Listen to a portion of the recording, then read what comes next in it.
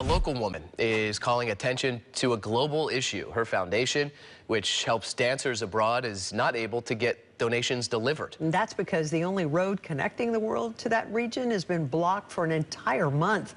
Confor's Ella Sogomonian is here with that story. Ella. Well, Vicky and Grant, Armenians here in the Bay Area have been worried sick for friends and family abroad in Nagorno-Karabagh because power and food supply has been cut off for 44 days now in the dead of winter. Anush Harutunova's life was claimed by cancer 5 years ago. The Cupertino High graduate was a dedicated dancer, so her mother, Anahit Tarhanyan, established a memorial fund in her honor to help other students learn the art form halfway around the world. But for the last 30 days, they have not been able to get any donations to the Stepanakert Choreography College in the region of Nagorno-Karabagh, also known as Artsakh, because of an ongoing blockade.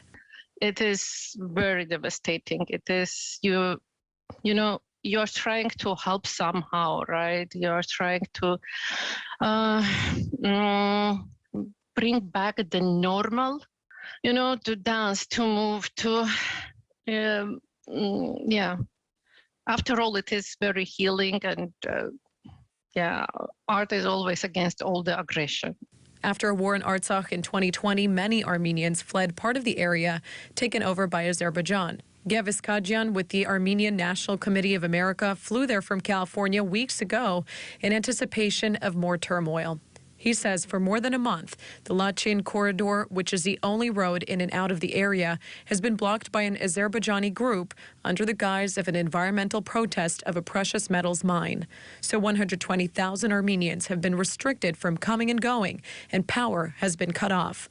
We spoke through spotty internet connection. And this has affected just about every layer of society here. When you walk through the stores and you look through the shelves, it's essentially all empty. The government has begun rationing food supplies, and we're dealing with both a food shortage and a medicine shortage. Since the only road that leads in and out of Artsakh is closed, we can't bring any of the necessities that the population here needs to survive. Congresswoman Anna Eshu, who represents the district in which Tarhanyan lives, recently visited Armenia as part of a congressional delegation last fall, led by House Speaker Nancy Pelosi. She's also convinced the blockade has nothing to do with an environmental protest and is instead intended to drive indigenous Armenians out of their homeland. She is calling on the Biden administration to impose sanctions on Azerbaijan to end this humanitarian crisis. I believe that the United States of America needs to stand tall and apply the necessary pressures to make that government understand that as a democracy, we do not tolerate this. As the residents of Artsakh await their fate, they're doing what they can to live with grace. And for these young people, they're coping with the struggle through dance.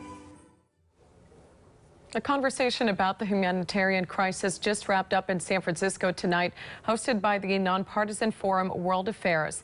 Meanwhile, U.S. Secretary Antony Blinken is urging Azerbaijan's president to immediately restore traffic in the Lachin corridor, saying the U.S. is committed to supporting peace in the region.